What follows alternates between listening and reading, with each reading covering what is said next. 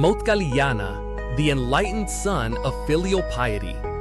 In the vast galaxy of Buddhist disciples, one name shines with boundless compassion and extraordinary spiritual power: the Venerable Maudgalyayana, known in Vietnamese as Tonza Mokkien Lien.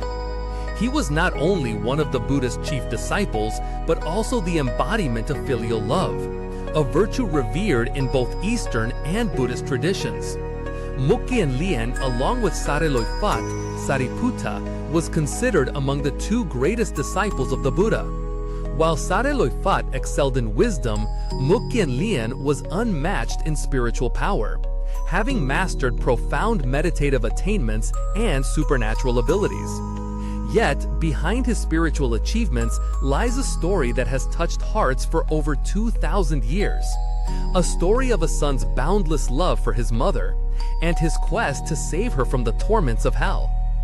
According to the Buddhist scriptures, after attaining arahantship, he remembered his beloved mother, who had passed away.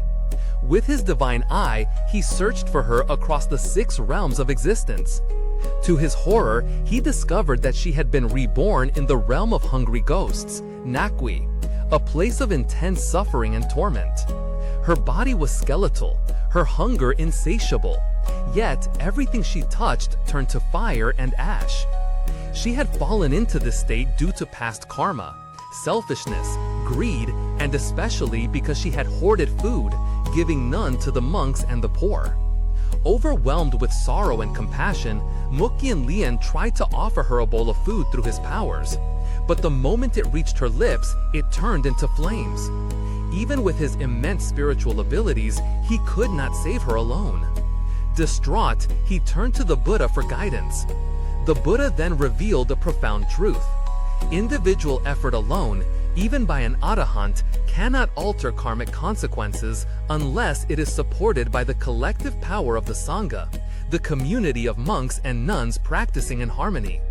The Buddha instructed him to make offerings to the Sangha on the full moon day of the 7th lunar month, a date which would later become known as Vulan Bon or Ulambana, a festival dedicated to filial piety.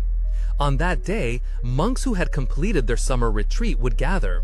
By offering food, robes, and necessities to them, the merit generated would become vast and powerful. That collective merit could liberate beings from great suffering, even from hell. Following the Buddha's advice, Mokkien Lien made grand offerings in his mother's name. Through the boundless merit, his mother was released from her suffering and reborn in a better realm.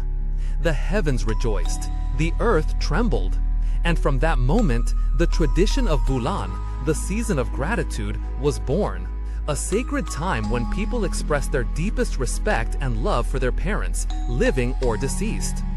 But the story of Mokkien Lien is not only about saving his mother. It is a lesson for all of us. In a world often driven by selfishness and ambition, his story reminds us that love, especially filial love, is a noble path of practice. It is not only about bringing flowers or gifts to our parents, but about understanding their sacrifices, healing past wounds, and practicing compassion through our daily actions. Mokkien Lien's journey also teaches us the reality of karma. Even a deeply devoted son could not rescue his mother alone. Karma is impartial. Today, as the Vulan season comes each year, temples across the world are filled with people offering food, lighting incense, and placing red or white roses on their chests. The red rose for those whose mothers still live. The white rose for those whose mothers have passed away. Let us follow the example of him, not only by bowing in front of Buddha statues, but by bowing in front of our parents, our teachers, our ancestors. Let our lives be a living offering of love and understanding, because the most beautiful offering to the Buddha is a heart filled with gratitude.